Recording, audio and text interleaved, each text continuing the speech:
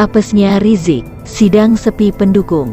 Jaksa nabok balik dengan telak. Penulis Nina Nur. Kembali hari ini digelar sidang kasus-kasus Rizik Syihab secara langsung di Pengadilan Negeri PN Jakarta Timur.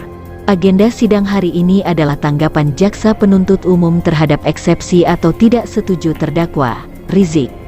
Dilansir berita1.com, Rizik sudah hadir di sana sejak pagi dengan pengawalan yang ketat, sedangkan tim kuasa hukumnya perlu menunggu cukup lama sebelum memasuki ruang sidang.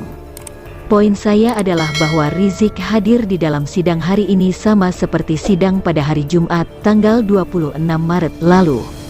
Tapi, ada yang berbeda terjadi pada sidang kali ini. Kalau sidang Jumat lalu PN Jaktim dipenuhi oleh beberapa pendukung Rizik yang mendesak mau masuk. Bahkan sampai ada emak-emak yang viral nangis-nangis mengeluh sambil ngevlog. Kali ini suasana sepi, minim pendukung Rizik. Kalau tidak mau disebut sama sekali tidak ada. Rentetan foto yang dilansir detik.com dan tempo.co menunjukkan sepinya suasana di PN Jaktim, yang terlihat hanya aparat kepolisian yang sedang jaga. Ini salah satu pertanda apesnya Rizik hari ini. Saya duga, minimnya para pendukung Rizik berhubungan dengan pemberitaan soal penangkapan para terduga teroris pasca aksi bom bunuh diri di Makassar. Bukan soal ditangkapnya sih, melainkan beredarnya foto-foto terduga teroris itu yang menunjukkan mereka berada di lokasi sidang Rizik. Yang saya artikan bahwa ada potensi sidang Rizik menjadi target pemboman berikutnya. Para pendukung Rizik yang awalnya hendak mendatangi lokasi sidang Rizik menjadi takut. Gimana kalau beneran akan dibom? Mati konyol dong.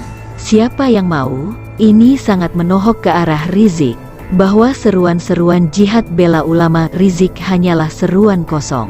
Ramenya di medsos saja, bersahut-sahutan diselingi takbir. Nyatanya mereka lebih menyayangi nyawa masing-masing ketimbang beneran mau jihad buat imam besar.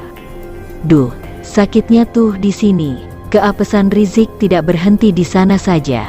Agenda hari ini, jaksa penuntut umum menanggapi eksepsi Rizik.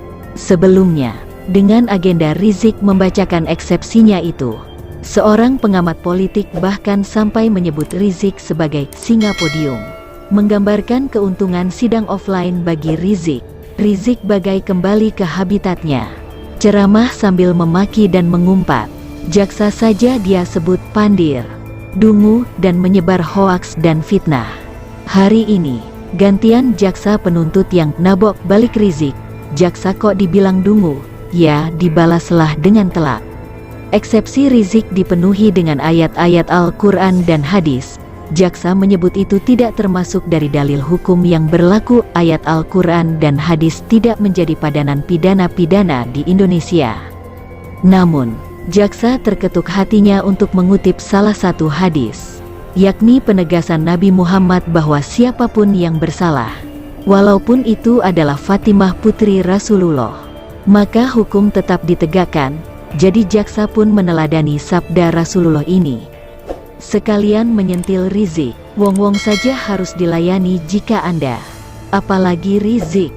Jaksa juga bahas tuduhan fitnah dari Rizik. Menurut jaksa, tidak ada satu huruf atau kata pun di dalam dakwaan yang bertuliskan fitnah, melainkan rangkaian fakta bukti-bukti yang ada.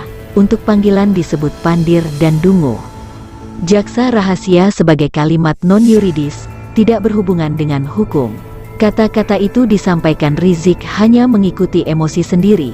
Bahasa-bahasa seperti ini digunakan oleh orang-orang yang tidak terdidik dan dikategorikan dapat diadakan dangkal, ujar jaksa.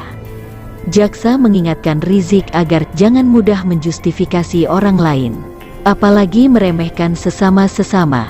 Sifat demikian menunjukkan akhlak dan moral yang tidak baik. Lanjut jaksa, bahkan jaksa menjawab apa yang ditudingkan Rizik terhadap Menko Polhukam Mahfud MD, bahwa Mahfudlah yang mempersilakan massa menjemputnya. Jaksa menyebut pengumuman Mahfud itu tidak ada relevansinya dengan kerumunan yang ditimbulkan Rizik. Jaksa menyebut Rizik hanya sekedar mengkambing hitamkan Mahfud MD saja. Betul, cari-cari alasan buat ngeles saja. Sama saja dengan tuduhan dari tim pengacara Rizik soal kriminalisasi Rizik sebagai bagian dari intelijen besar. Pernyataan itu disebut jaksa hanya merupakan luapan emosi serta kegelisahan dari penasehat hukum serta menunjukkan bahwa penasehat hukum kekurangan dalil hukum. Karena tidak bisa membantah secara dalil hukum, maka disebutlah yang aneh-aneh. Kunci intelijen itu, ketahuan sudah pengawasan kan?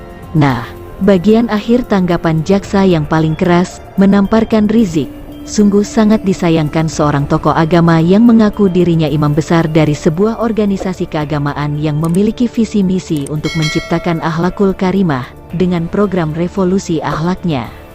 Akan tetapi dari semua ucapannya sangat bertentangan dengan program revolusi akhlaknya, karena sering merendahkan orang lain. Dalam hal ini jaksa penuntut umum yang sering dimaki dan diumpat dengan kata-kata yang tidak pantas dari segi akhlakul karimah.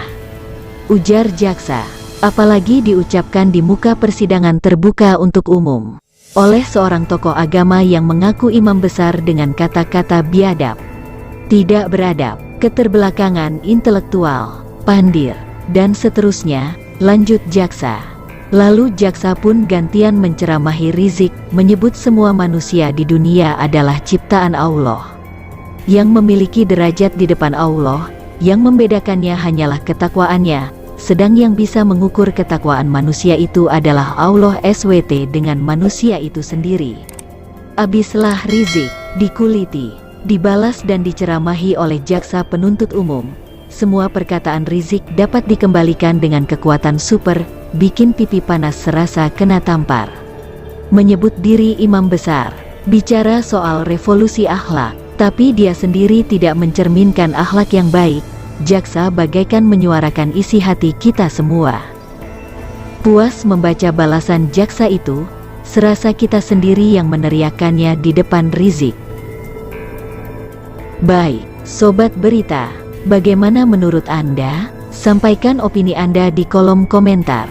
Dukung channel ini dengan cara klik subscribe dan nyalakan lonceng notifikasinya. Berikan like dan bagikan di sosial media Anda. Terima kasih dan sampai jumpa.